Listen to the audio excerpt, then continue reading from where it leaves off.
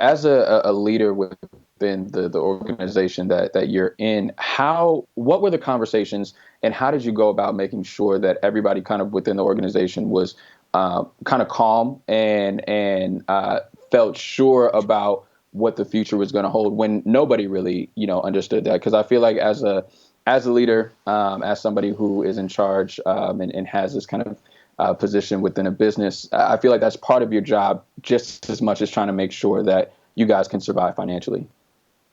Yeah, so I think Live Nation Urban is, uniquely positioned in a way. So yes, we are, a JV within Live Nation, but we're a really small team, and it just started in 2017. So it feels somewhat like it was a startup-ish. So I personally was like, it was an unfortunate situation, but to have to come up creatively with ideas of how to push forward was exciting. And we have a small team. It was just roll up your sleeves and let's figure this shit out. Like let's figure it out and execute. This wasn't the time to panic. I think and we're showing it. I think everyone on this panel is showing it. I mean, when you have ideas and you're dealing in an industry that we have to continue to service our fans, there has to be something going on. This isn't hospitality where, because of safety, restaurants have to close or hotels have to shut down for a bit before they reopen with new procedures. We can put on shows every day if we had the financials or the artists available for it. So for us, it was just how do we stay creative and continue to impact culture. And I think that for what it is and for everything that we've gone through, that we've done that.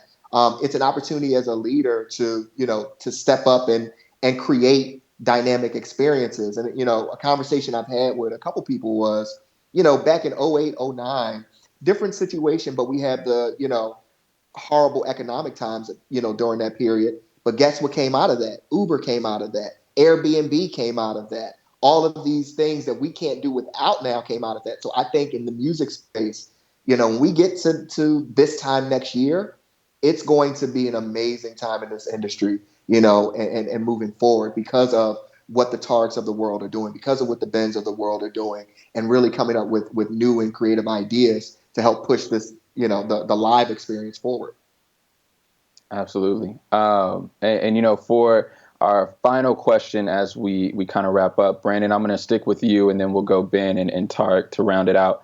But I'm curious, if you could go back to March, when everything kind of shut down, with the knowledge that you have now, how would you prepare differently, if at all?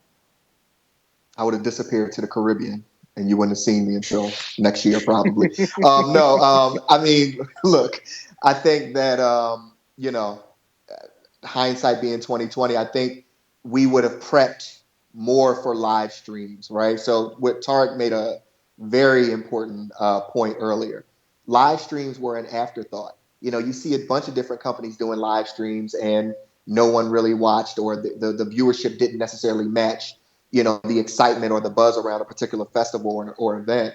So I think it was really, I would have developed different marketing tools or partnered with an emerging platform and say, look, I want you to be the exclusive live streamer for Live Nation urban events, and maybe went out to a couple. I don't know. Like that's a difficult question. Like we would have figured out some sort of mechanism where we would have kind of beat the crowd, like where everyone was focused on in-home experiences.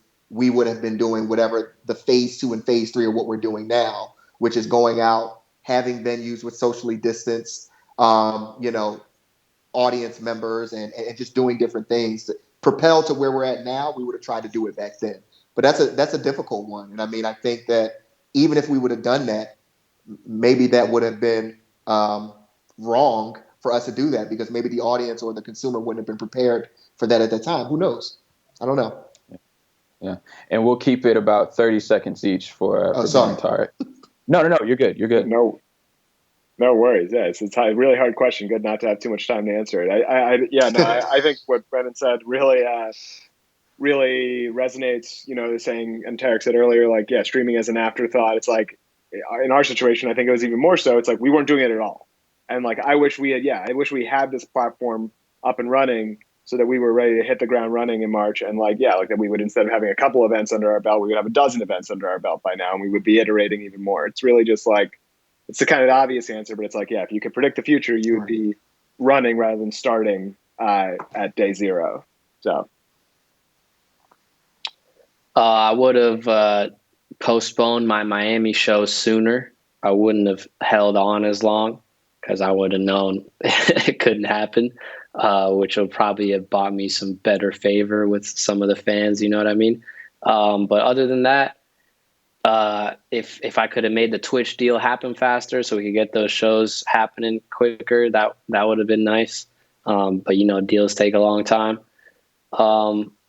Really, I just want to say one more thing. I want to tip my hat to Michael Rapino because the way he runs Live Nation, like how Brandon mentioned, how it's like he's in his own entrepreneurial bubble, because that's how he set up the company. So that's why I think Live Nation is going to be fine next year, because got a decentralized company with a bunch of founders looking to run their ships and keep afloat. So I'm encouraged by 2021 for the whole industry.